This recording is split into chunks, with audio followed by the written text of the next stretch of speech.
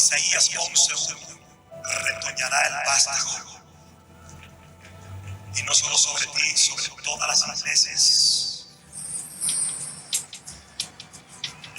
El Señor te posiciona, no solo en Centroamérica, no solo en los Estados Unidos, no solo en Europa. Hay mucha gente que escucha hablar. Dios te dice: yo vi, gloria a Dios, cuando te levantaste. No te va a llevar. Yo no sé qué te están mostrando, yo no sé lo que te está viendo, yo no sé lo que te está marcando, yo no sé qué hay por ahí, yo no sé qué es lo que Dios trae, pero oye lo que te voy a decir. Donde han subido los más grandes, así te dice el Señor, ese aceite se va a derramar de una forma tan especial sobre tu cabeza. En los siguientes 10 años te voy a engrandecer.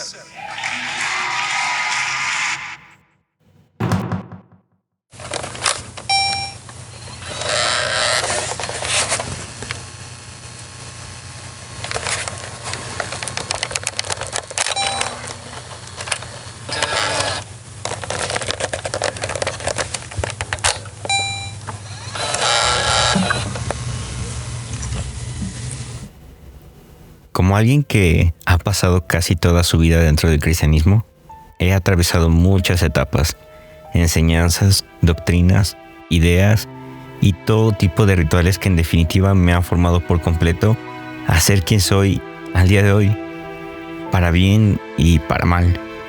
Muchas de estas enseñanzas se sembraron tan profundo dentro de mí que se me ha olvidado vigilar mi huerta.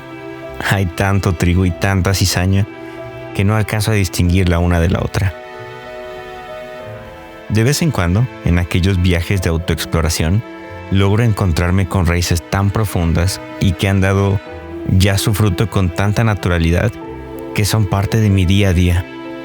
Por ejemplo, era para mí muy común encontrarme pensando en que yo era la solución a algún problema, o en cómo yo era la persona indicada para traer lo necesario a algún lugar o a alguna situación, que yo era el único con la respuesta correcta, con la única solución, como una especie de complejo de héroe. Y era muy común en mi día a día. Lo hablaba, lo pensaba, lo soñaba, lo escuchaba. Estaba y estoy sesgado por este complejo. Día a día buscaba cómo las cosas giraban en torno a mí y dependían de mí.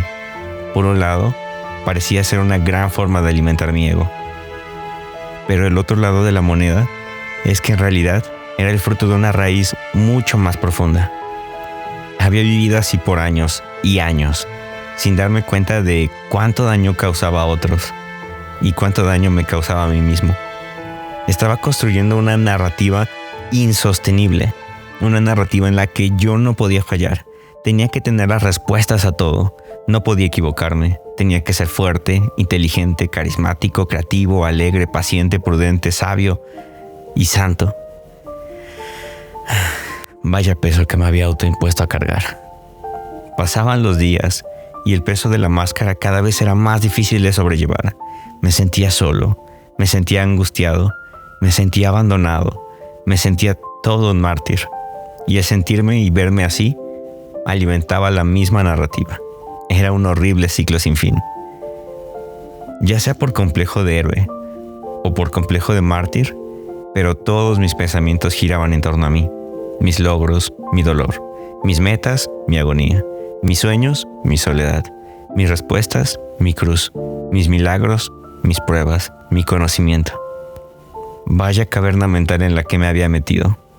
Todo siendo un mero producto de una sociedad súper individualista y ensimismada. Pero entonces, un día algo me despertó. Algo me hizo mirar a mi alrededor. Una voz luminosa me dijo: mi yugo es fácil y ligera mi carga. Sé ordinario. Bendita voz que se pronunció por diferentes medios. Fue una voz que se hizo notar entre los libros, entre la música y entre las personas. Y es que, ¿acaso las mejores y mayores experiencias místicas son las que se viven en comunidad? En comunidad con el otro, en las conversaciones, en el lenguaje, en la historia, en el reflejo del otro, en la sintonía de la vida y no en las cavernas mentales egoístas y ultraascéticas. Que bueno, habrá quien lo divino le haya llamado a vivir así, solo, aislado y lejos de la vida. Porque, ¿qué es la vida sino la experiencia de esta? Pero bueno, regresando a mis delirios. Una vez que aquello, eso divino o natural, si no es acaso lo mismo, me ayudó a darme cuenta de este estado ensimismado en el que vivía y vivo, empecé a notarlo con mayor claridad. Ahora era algo evidente.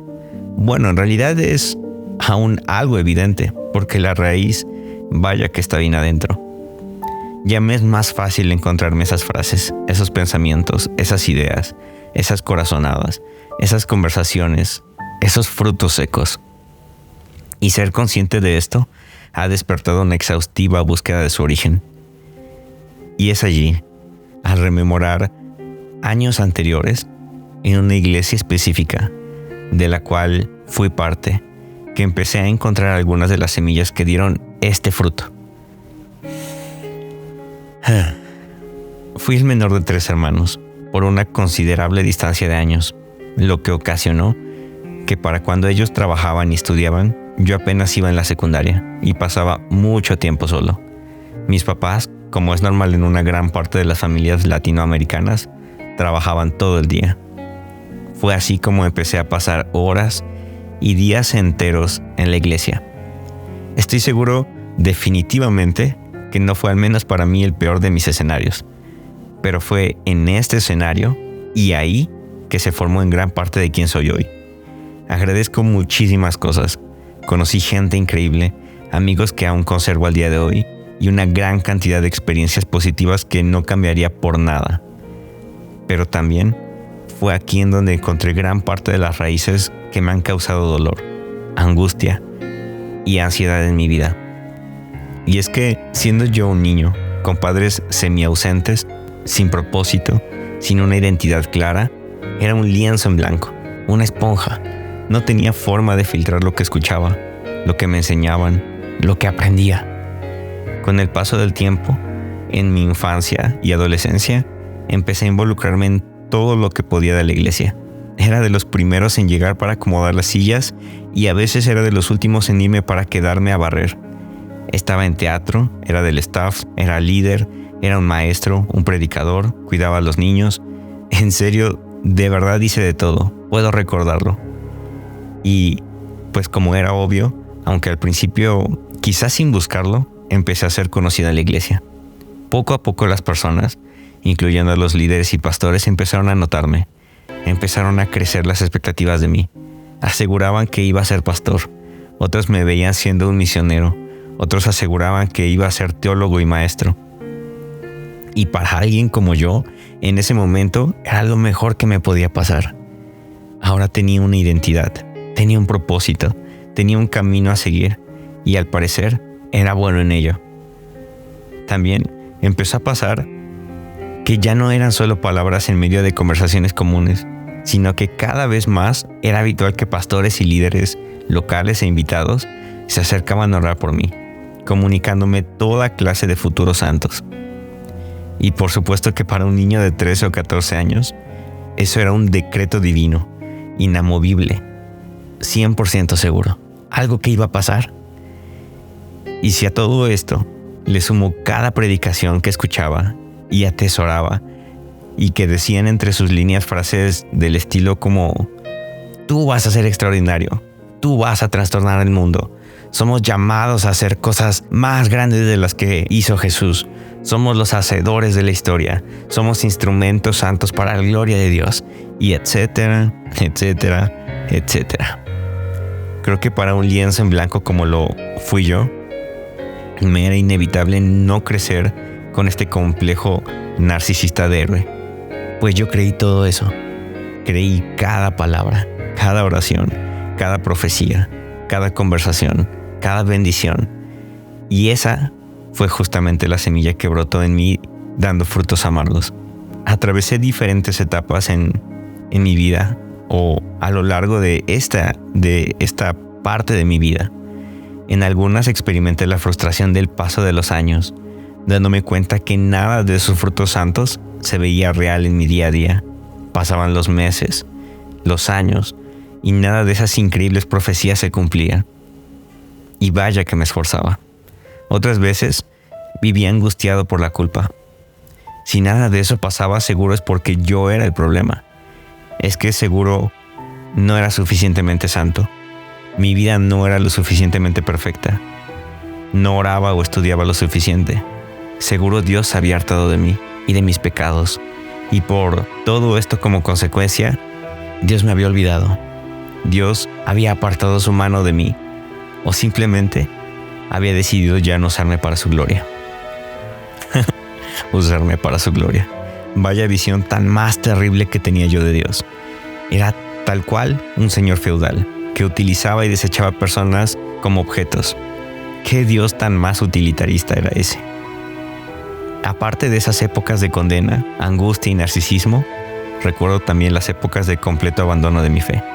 Pues era el camino más fácil. Mi ateísmo era más bien enojo y resentimiento hacia Dios.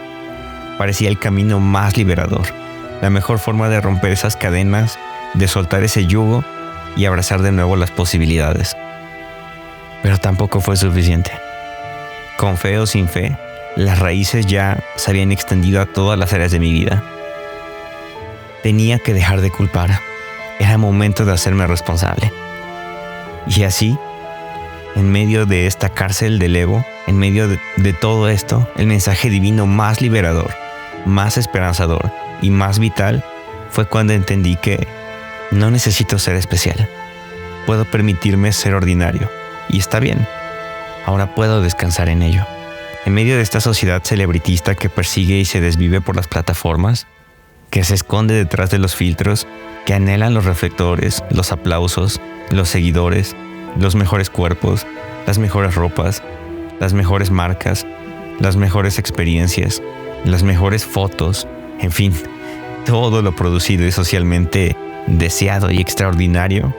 En medio de todo esto, escuchar que se vale descansar, que se vale ser ordinario, que se vale pasar desapercibido, que se vale equivocarse, que se vale no ser perfecto y que en nada de esto está nuestro valor. Es el mensaje más esperanzador que yo pude escuchar. No hay mejor y más grande herida narcisista que la de darnos cuenta que no somos tan importantes, no somos tan buenos, no somos tan inteligentes. Es tan sano recordar que somos ordinarios y que ni la vida ni Dios nos deben nada y tampoco debemos nada. Hay tanta belleza en lo ordinario, en lo natural, en lo común, en las cosas sencillas, que no se requirió de un trono ostentoso ni de un gran show para cambiar el mundo, sino de unos maderos y unas espinas. Yo hoy abrazo mi llamado a ser ordinario.